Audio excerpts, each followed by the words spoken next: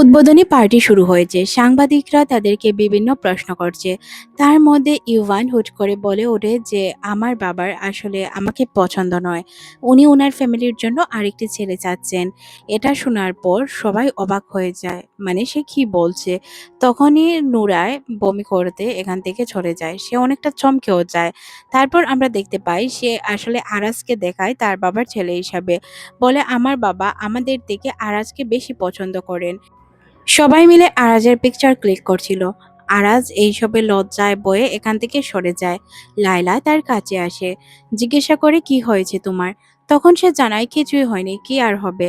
লায়লা তখন বলে তুমি যেহেতু জানতে এখানে আসলে তোমার অপমান হতে হবে বা এই পার্টিটি আমাদের, তাহলে তুমি কেন এলে?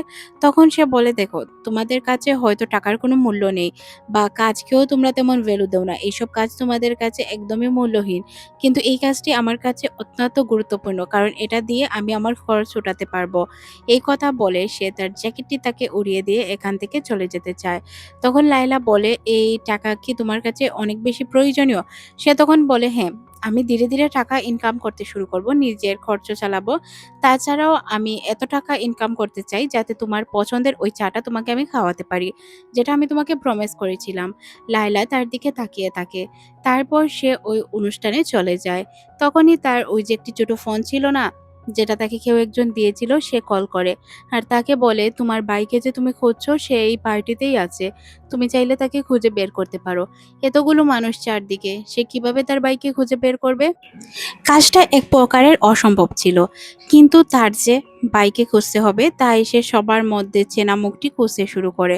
অন্যদিকে ইভানকে দেখানো হয় যে কিনা ওয়াশরুমে ছিল। কমোটের উপর মুখ ঢুকিয়ে দিয়ে বলে যে এটাই হচ্ছে তোমার প্রাপ্য জায়গা, তুমি এখানেই থাকার যোগ্যতা রাখো, এর বেশি যোগ্যতা তোমার নেই। তখনই ওইখানে আরাজ পৌঁছায়। আরাজকে দেখে তার বাবা চমকে যায় আর এখান থেকে চলে যায়। সে আর কিছুই বলে না। ইউভানও রাগে একটি রুমে নিজেকে বন্দি করে দেয়। এখানে আমরা বুঝতে পারি ইউভানকে বাহির থেকে যতটা শক্ত দেখা যায়, ভিতর থেকে সে ততটাই ভেঙে গিয়েছিল। পরদিন স্কুলে ক্যাপ্টেন নির্বাচন ছিল। এখানে ইভানের মা এসে একটি কাগজ ধরিয়ে দেয় প্রফেসরের হাতে। এটা ছিল আরাজের ওই মামলার কাগজ, যেটাতে তারা লাইসেন্স ছাড়া গাড়ি চালিয়েছিল। এই জন্য তাকে বিজয়ী ঘোষণা না করে ইভানকে বিজয়ী ঘোষণা করা হয়। এতে সে কিছুটা খুশি হয়েই ভাষণ দিয়ে চলে যায়। যখন ইভান ভাষণ দেওয়ার জন্য মঞ্চে ওঠে, সে কিছু বলার আগেই ধীরে ধীরে তার সব স্টুডেন্টরা এখান থেকে চলে যায়। এটা দেখে সে ভিতর থেকে একদমই ভেঙে যায়। এই ভেঙে যাওয়ার প্রতিফলন আমরা কিছুক্ষণ পরই দেখতে পাই। স্কুল ছুটির পর ইভানের বন্ধু যখন বাসায় যাচ্ছিল, তখন কিছু পুলিশ তাকে আটকায় আর বলে যে গাড়ি তোমার কাছ থেকে জব্দ করা হয়েছে ওই গাড়ির ডিকিতে একটি লাশ ছিল।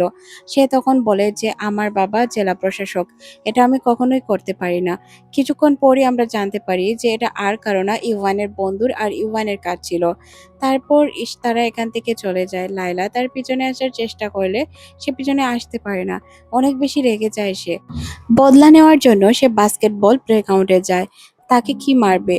তাকেই উল্টো তার ৩ বন্ধু মেরে চলে যায়। ইভানের বন্ধুরা যেহেতু তাকে মেরেছিল, আরাজের কান পর্যন্ত তো এটা পৌঁছাবে। আরাজ এখানে চলে যায় আর তখন তার বন্ধু অনেক কান্না করে তাকে বলে যে আমি আসলে তাদেরকে ছাড়বো না। তার মার কাছে যখন তাকে নিয়ে যাওয়া হয় তখন তারা আরাজকেই দোষারোপ করছিল। মানে তাদের মনে হচ্ছিল যে আরাজের কারণে এই ঘটনাগুলো ঘটছে। তাছাড়াও আরাজ এতিম। সে বাহিরের দিকে চলে যায়। তার অনেক রাগ হচ্ছিল। রাগের মাথায় সে ইভানকে কল করে জিজ্ঞাসা করে তুমি কোথায় আছো? ইভান তখন জানায় যে সে বাস্কেটবল প্লেগ্রাউন্ডে আছে। এটা শোনার পর সে বলে তুমি থাকো, আমি আসছি।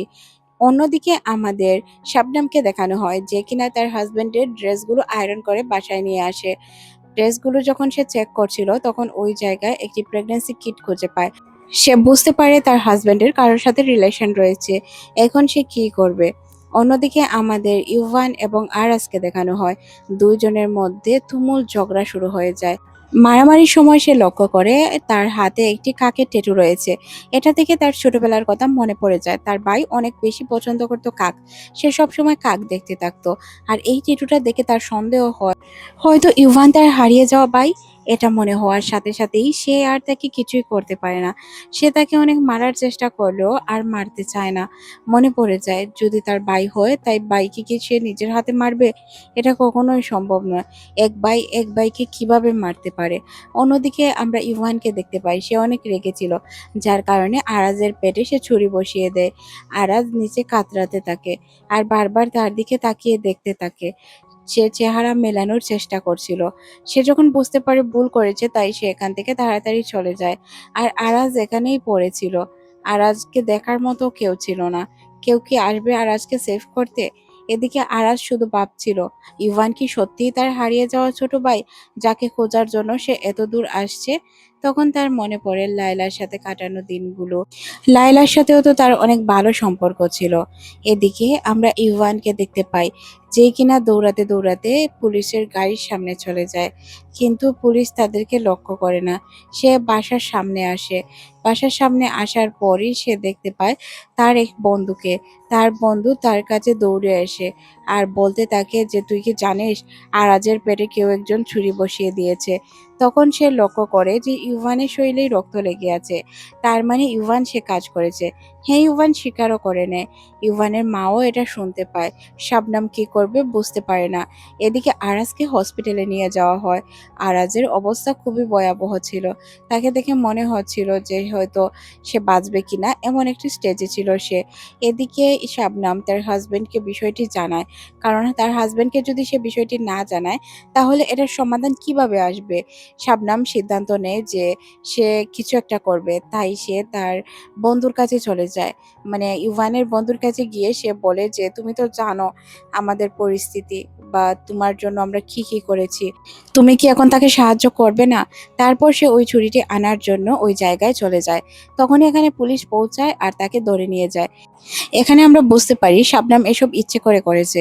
আর এটা ছিল তার কাজের লোকের ছেলে, যে কিনা আবার তার ছেলের বন্ধু। কিন্তু সে তো এটা মানতো না। সিন পরিবর্তন হয় হসপিটালে। ইভানের বাবা আরাজকে দেখতে আসে। তাকে এসে বলে, আমি খুব ভালো করে জানি এটা আমার ছেলে করেছে। তুমি চাইলেই তার নামে থানায় গিয়ে কমপ্লেন করতে পারো। আরাজ তখন বলে, দেখুন আমি কারোর নামে কমপ্লেন করতে চাই না। আমি চাই না এই বিষয়টা নিয়ে ঝামেলা করতে। তখন সে বলে, তুমি কি চাও? তার পরিবর্তে কি কিছু চাও? সে তখন বলে, আমি কি আপনাকে বলেছি আমার কিছু চাই? কিছুই চাই না। এদিকে পুলিশ স্টেশনে কল আসে যে সে কমপ্লেন করবে না। তারপর সে বিষয়টি শাবনামকে জানায়। তখন শাবনাম বলে পরিবর্তে সে কি চেয়েছে। তখন সে বলে কিছুই চায়নি। শাবনাম বলে, কিছু না চাইলে কেউ কি ইচ্ছে করে এত বড় উপকার করবে? হয়তো তার কোনো কিছু প্রয়োজন পড়ে চাইবে। তারপর সে তার ছেলের রুমে চলে যায়। গিয়ে দেখতে পায় সুইমিং পুলে সে এই অবস্থায় রয়েছে। এটা দেখে তার ভয় করতে শুরু করে। সে পানিতে নামতেই যাবে, তখনই তার ছেলে জেগে ওঠে। তারপর সে তাকে একটি থাপ্পড় দেয় আর বলে এমন কাজ যাতে সে কখনোই না করে। তখন সে জানায় যে সে এমনিতেই চিল করছিল। এদিকে ইভানের বাবা যখন এখান থেকে যাচ্ছিল, তখন তার মেয়েকে এখানে দেখতে পায়। লায়লা বলে সে আরাজের সাথে দেখা করতে এসেছে, কারণ সে তার ক্লাসমেট।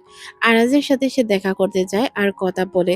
সে বলে, আমি জানি তোমার এই অবস্থা আমার ভাই করেছে, তুমি তার নামে কমপ্লেন কেন করছো না? তখন সে বলে যে না, আমি চাচ্ছি না ঝামেলায় যেতে। তখন সে তাকে কিছু একটা খেতে দেয়। আরাজ বলে, তুমি কি আমাকে দেখার জন্যই এত দূর পর্যন্ত এসেছো? লায়লা তখন বলে, না আমি আসলে অন্য একজনকে দেখতে এসেছিলাম, ভাবলাম তুমি একই হসপিটালে আসো, দেখে যাই। সে তখন বলে বিশ্বাস হচ্ছে না। তখন সে বলে, বিশ্বাস না হলে কি করার আছে? তখনই তার বাবা এখানে চলে আসে আর তাকে এখান থেকে চলে যেতে বলে। তাই সে তার নাম্বার লিখে দিয়ে চলে যায় এখান থেকে। তারপর আমরা নার্সকে দেখতে পাই, যে কিনা তাকে দেখতে আসে। নার্সকে তখন সে জিজ্ঞাসা করে, লায়লা আর ইভান তারা কি দুই যমজ ভাই বোন? নার্স বলে, হ্যাঁ, আমাদের হসপিটালেই তারা জন্ম নিয়েছে। তখন সে বলে, আচ্ছা আমরা কি আগের রেকর্ড খুঁজে দেখতে পারবো তার জন্ম ঠিক কয়টার দিকে হয়েছিল? তখন মহিলাটি বলে, না এর তো আমাদের এখানে কোনো নিয়ম নেই, আপনি চাইলেও এটা চেক করতে পারবেন না। এর মধ্যে তার বন্ধু আর ডেনিস চলে আসে। তারা তাকে জিজ্ঞাসা করে তার অবস্থা কি। সে তখন বলে যে সে ভালোই আছে, তার কিছু হয়নি। তখন ডেনিস অনেক বেশি রেগে যায় আর বলে, এই ছেলেকে ছাড়বো না আমি। তুমি কেন কমপ্লেন করনি? কি এমন হয়েছে যে তুমি কমপ্লেন করতে পারবে না? তারা কি তোমাকে টাকা অফার করেছে? এদের রাজত্ব কতদিন চলতে থাকবে? এদিকে আমরা ওই ছেলেটির মাকে দেখতে পাই, যে ছেলেটি নিজের উপর সারা দোষ নিয়ে নিয়েছিল, ইভানের দোষ। সে তখন তার মাকে ডেকে বলে যে, "আমি খুন করিনি। আপনার ছেলে কিন্তু একটি ছেলেকে খুন করেছে। সে জেলে আছে। আমার বাবা তাকে ছাড়িয়ে নিয়ে এসেছে।" মানে তার কথাবার্তার ধরন দেখতে পাচ্ছেন? যার জন্য সে এত কিছু করলো তাকেই সে এইভাবে কথা শোনাচ্ছে। ছেলেটিকে যখন ছাড়িয়ে নিয়ে আসা হয় তখন সে তাকে জড়িয়ে ধরে। তার বন্ধু বলে যে, "কি বলছিস তুই এইসব? তোর তো একটু লজ্জা করা উচিত। তোর সব দোষ সে নিজের কাঁধে নিল। আর তুই নাকি তার সাথে এমন আচরণ করছিস?" ইউভানের বাবা একা দাঁড়িয়েছিল। তখনই তার মা এখানে আসে আর বলে, "লায়লা কি এইসব বিষয়ে জানে?" তখন সে বলে, "না, লায়লাকে কোনো কিছুই জানানো হয়নি। আর তাছাড়াও আমাকে সবকিছু আরাজই না করে দিয়েছে যাতে এই বিষয়ে আমি কাউকে কিছু না বলি।" তখন সে বলে, "দেখে নিও আরাজ অনেক বড় কিছু চাইবে।" তখন সে বলে, "আচ্ছা, ওই যে ছেলেটি যে কিনা আমার ছেলের অপরাধ নিজের উপর নিল, তাকে কি ডেকে ধন্যবাদ দেওয়া উচিত নয়?" তখন সে বলে, "কাজের লোককে কি ধরনের ধন্যবাদ দিব? তাকে অ্যাডভান্স দিয়ে দিব ২ মাসের সেলারি, বেশি দিয়ে দিব। মানে ১ মাসে যা ইনকাম করত তার ৩ ডাবল দিয়ে দিব। তাহলেই তো হয়ে যাবে। কাজের লোকের সাথে এত ভাবের কি আছে?" মানে এখানে বোঝাই যাচ্ছে সে আসলে অহংকারী একজন মহিলা। এদিকে সে ডেমনকে এসে বলে যে, "তুমি কেন তার দোষ নিজের উপর নিয়ে নিলে? ইউভানের দোষ ডেমন, তুমি নিজের উপর না নিলেও পারতে।" এখানে আমরা বুঝতে পাই যে আসলে ডেমন এই কাজটি করেছিল শুধুমাত্র লেয়লার জন্য।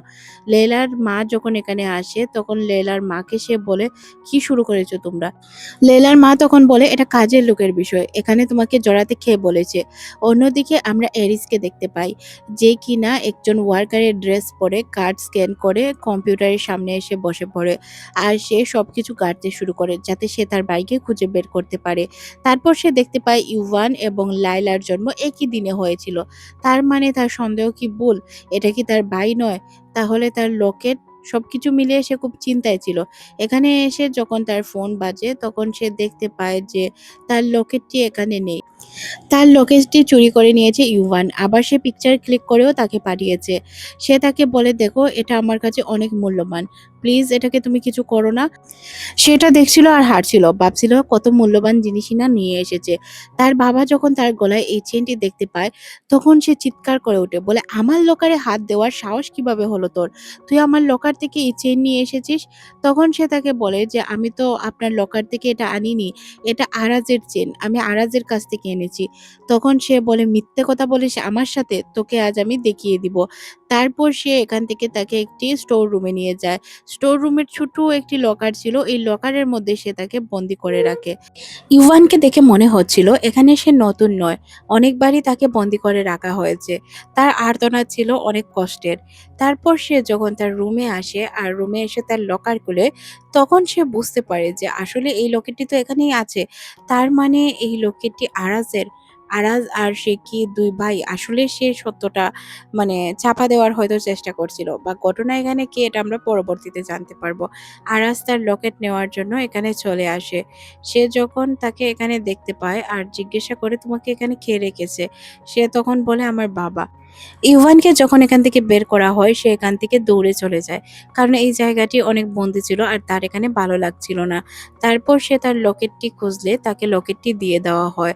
লকেটটি দিয়ে সে তাকে বাসায় পৌঁছে দিতে যায়। তার ভিতরে হয়তো কোনো কিছু একটা ছিল যেটা আমরা জানি না। সে পাহাড়ের কাছে গাড়ি রেখে আরাজকে বাহিরে ডেকে আনে আর বলে, "তোমার মনে কি চলছে বলো? তুমি কি চাও? আমার ছেলেকে তুমি কি করতে চাও?" সে তখন বলে, "আমি কিছুই চাই না। আপনার ছেলে আমার পিছনে লাগে। আমি চাই সে যাতে আমার পিছন ছেড়ে দেয়। আমাকে যাতে ডিস্টার্ব না করে। আর আপনি আমার সাথে এইভাবে কথা বলছেন কেন? আপনার কথা বলার ধরন তো আমার ভালো লাগছে না, সুবিধার মনে হচ্ছে না।" তারপর সে তার অনাথ আশ্রমে চলে যায়। লেয়লা তাকে কল করে জিজ্ঞাসা করে, "আচ্ছা, কাল যখন আমি হসপিটালে তোমাকে দেখতে আসবো, তোমার জন্য কি কিছু নিয়ে আসবো?" সে তখন বলে, "আমি হসপিটাল থেকে বাহিরে চলে এসেছি। হসপিটালে খুব বোরিং লাগছিল।" এটা শুনে লায়লা রেগে যায় আর বলে, "হসপিটালে বোরিং লাগছিল বলে কি তুমি হসপিটাল ছেড়ে চলে আসবে? আচ্ছা, তোমার বাবা সম্পর্কে আমাকে কিছু বলবে?" সে তখন চমকে যায় যে কেন সে তার বাবা সম্পর্কে জিজ্ঞাসাবাদ করছে। লেলা জিজ্ঞাসা করে, "আমার বাবা কি কিছু করেছে?" এরিস তখন জানায় যে, "না, তোমার বাবা কিছু করেনি। আমি জাস্ট এমনিতেই জানতে চাচ্ছিলাম।" অন্যদিকে আমরা ডেভিলকে দেখানো হয় যে কিনা বাসায় আসে। তার উপর রেগেছিল তার ওয়াইফ। সে তখন তাকে দেখায় যে আমাদের বাসার দেয়ালে কেউ কিলার রেখে দিয়েছে। সে তখন বলে এটা কে করতে পারে এরিস ছাড়া। তারপর সে যখন রুমে যায় তখন সে ওই প্রেগন্যান্সি কিট দেখতে পায়, যেটা দেখে তার মেজাজ আরো গরম হয়ে যায়। সে তার হাজবেন্ডকে কি জিজ্ঞাসা করবে এটাও সে বুঝতে পারছিল না। সিন পরিবর্তন হয় নূরার বাসায়, যেখানে আমরা নূরাকে দেখতে পাই। নূরা তার হাজবেন্ড বাসায় আসার পর বলছিল যে আমার আরেকটা ছেলে সন্তান চাই। তার হাজবেন্ড বুঝতে পারছিল না তার ওয়াইফের কি হয়েছে। এদিকে আরাসের যখন ঘুম ভাঙে তখন সে দেখতে পায় তার ফোন নিয়ে তার অরফারেন্সে থাকা একজন খেলা করছিল। সে তখন তাকে বলে যে আমার কোনো জিনিসপত্র আমাকে জিজ্ঞাসা না করে হাত দিবে না। তাকে এত রেগে যেতে দেখে তার অরফানেজে থাকা বন্ধু বলে যে আচ্ছা আগে থেকে আর এমনটা হবে না। তোর সাথে একজন লোক দেখা করতে এসেছিল, লোকটিকে এটা আর আমাদের দেখানো হয় না। সিন চলে আসে লাইলার বাসায়। লাইলার বাসায় তার বান্ধবী এসেছে তাকে স্কুলে নেওয়ার জন্য। সে তখন বলে তুই কি আরাসের সাথে দেখা করতে যাচ্ছিস, কারণ এই ফার্স্ট টাইম তোকে আমি সাজুগুজু করতে দেখলাম। সে বলে যে না, আরাজ আজ স্কুলে আসবে। অন্যদিকে লাইলাকে দেখানো হয় যে তার কাছে একজন কর্মচারী মহিলা এনে তাকে একটি ব্রেসলেট দিয়ে বলে যে তার হাজবেন্ডের কার থেকে এটা পেয়েছে। সে তখন বুঝতে পারে না যে এই ব্রেসলেটটি কার। অন্যদিকে নুরায় তার মেয়েকে জিজ্ঞাসা করে যে আচ্ছা তুমি কি আমার ব্রেসলেট দেখেছো? তখন সে বলে না মা, আমি আপনার ব্রেসলেট দেখিনি। সিন চলে আসে হাকিমের কাছে, যে কিনা অফিসে যাচ্ছিল। অফিসে যাওয়ার পর তার এক কর্মচারী তাকে বলে যে তাদের একটি বিজনেস ডিল কমপ্লিট করতে হবে, এটাতে তারা অনেক প্রফিট পাবে। এখানে আমরা বুঝতে পারি যে হাকিম আসলে কোনো অবৈধ ব্যবসার সাথে জড়িত আছে। সে যখন তার কেবিনে যায় তখন সে দেখতে পায় তার চেয়ারে এরেস বসে আছে। আরিসকে যে জিজ্ঞাসা করে যে সে এখানে কেন এসেছে। আরিস তাকে বলে আপনি আমার কাছ থেকে কি চান, আপনি কেন আমাকে ফলো করছেন, অনাথ আশ্রম পর্যন্ত কেনই বা গেলেন। সে তখন বলে আচ্ছা আমার কি প্রবলেম তোমাকে নিয়ে, বা আমি কি করতে চাই, কি জানতে চাই, সবকিছু তুমি জানতে পারবে রাতে বাসায় আসলে। সে যখন এখান থেকে বের হয় তখন ডেনিস তাকে কল করে বলে যে আচ্ছা হসপিটাল থেকে আসার সময় তোমার জন্য কি নিয়ে আসবো। সে তখন বলে যে আমি হসপিটালে নেই, স্কুলে আসছি। তার ছোট ভাই তাকে জিজ্ঞাসা করে আচ্ছা আপু, তুমি যখনই আরাস ভাইয়ের সাথে কথা বলো তখন তুমি অনেক হাসি খুশি থাকো, তুমি কি তাকে পছন্দ করো? সে তখন বলে না, সে শুধু আমার ভালো বন্ধু। অন্যদিকে আমরা আরিসকে দেখতে পাই, যাকে একটি কারে করে কিছু লোক কিডন্যাপ করে নিয়ে যাচ্ছিল। কিডন্যাপারের হাত থেকে বাঁচার জন্য আরিস অনেক চেষ্টা করে, কিন্তু আমরা দেখতে পাই কিডন্যাপার তার চোখ খোলার পর সে স্কুলে ছিল। স্কুলে তাকে ওয়েলকাম করার জন্য এই কাজটি করা হয়েছে। আসলে তাকে অপমান করার জন্য ইউভান এই সবকিছু সাজিয়েছে। ইউভানের এই অদ্ভুত আচরণ দেখে সবাই অবাক হয়। এরিসও অনেক রেগে যায়, কিন্তু তার বলার মতো কিছুই ছিল না। সে কি বলবে এই ছেলেটাকে, যে কিনা সবসময় বন্ডামি করে বেড়ায়। অন্যদিকে আমাদের নোরাইকে দেখানো হয় যে কিনা শবনমের সাথে দেখা করতে আসে। তখন সে তাকে বলে যে তোমাকে কিছু বলতে চাই। নোরাই তখন বসে পড়ে। সে তখন বলে আমি কি তোমাকে বসতে বলেছি? তাই নোরাই দাঁড়িয়ে দাঁড়িয়ে একটি ভিডিও দেখে, যেখানে তাদের বাসার দেয়ালে কেউ কিলার লিখছিল। তখন সে বলে আরে ম্যাম, এ কে করেছে, একে খুঁজে বের করতে হবে, তার নামে মামলা করতে হবে। পরের ভিডিওতে তার মেয়ের মুখ যখন সে দেখতে পায় তখন সে অবাক হয়ে যায় আর বলে যে প্লিজ ম্যাম, আমার মেয়েকে ক্ষমা করে দিন, আমি বুঝতে পারিনি যে সে এমনটা করবে, বা এই ঘটনা যে সে ঘটাবে এটাও আমি কিন্তু জানি না। এদিকে আমাদের আরাসকে দেখানো হয়, যে কিনা ডেভিলের কাছে যায় আর তাকে গিয়ে বলে আচ্ছা তুমি যে ইউভানের গোলামি করছো এটা কি তোমার করা ঠিক হচ্ছে? এইসব তো একদমই উচিত নয়, তুমি তার সব দোষ নিজের উপর নিয়ে নিলে, এটা নিজের জন্য বিপদাঞ্চনা। তখন সে বলে যে না, আমার বন্ধুর জন্য আমি যে কোনো কিছু করতে পারি। তখন সে বলে এটা বন্ধুত্ব নয়, এটা গোলামি। ইভান চলে আসায় ডেভিল এখান থেকে চলে যায়। ইভান তখন তাকে অপমান করে কথা বলতে শুরু করে যে সে তাকে ভয় পেয়ে তার নামে অভিযোগ করেনি। সে যখন তাকে অপমান করে কথা বলছিল হুট করে তার উপর সে লাথি মেরে দেয়, তার ওই ক্ষতস্থানে, যেই ক্ষতস্থান সেই করেছিল। তখনই লায়লা এখানে তাকায়, তার সাথে তুমুল ঝগড়া বেঁধে যায় লায়লার। সে লায়লাকে কিছু না বলে এখান থেকে হাসতে হাসতে চলে যায়। লায়লা এরিসকে বলে চলো আমার সাথে, তোমাকে ব্যান্ডেজ করে দেই। এই কথা বলে সে এখান থেকে তাকে নিয়ে যাচ্ছিল। আর অন্যদিকে ডেনিসকে দেখানো হয় যে কিনা জেলাস ফিল করছিল তাদের দুইজনকে একসাথে দেখে। ডেনিস তাদের পিছে চলতেই যাবে তখনই তার মা এখানে চলে আসে। নুরাই তাকে অনেক বকাঝকা করে যে কেন সে এই কাজ করলো। তখন সে বলে কিলারকে কিলার বলেছি, এটা ভুল কি বলেছি। তখন সে তাকে বলে যে চলো তুমি আমার সাথে গিয়ে তার কাছে ক্ষমা চাইবে। সে তখন বলে যে সে কখনোই তার কাছে ক্ষমা চাইতে পারবে না। নুরাই তাকে বারবার বলছিল তোমাকে শাবনামের কাছে ক্ষমা চাইতেই হবে, না হয় তোমার বাবার চাকরি চলে যাবে। তোমার বাবার চাকরি বাঁচাতে চাও নাকি তুমি এখানে ক্ষমা চাইতে চাও। তাছাড়াও তোমার নামে যদি মামলা করে, সে বলে আমি মামলা ভয় পাই না, তবে বাবার চাকরির জন্য যাচ্ছি। অন্যদিকে লেলাকে দেখানো হয় যে কিনা অনেক যত্নে এরিসকে ব্যান্ডেজ করে দেয়। তারপর তাকে শার্ট পরতে সাহায্য করে। তারা ২ জন যখন ২ দিকে যাচ্ছিল, লেলার ফেস দেখে বোঝাই যাচ্ছিল যে সে তাকে অনেক বেশি ভালোবাসতে শুরু করেছে।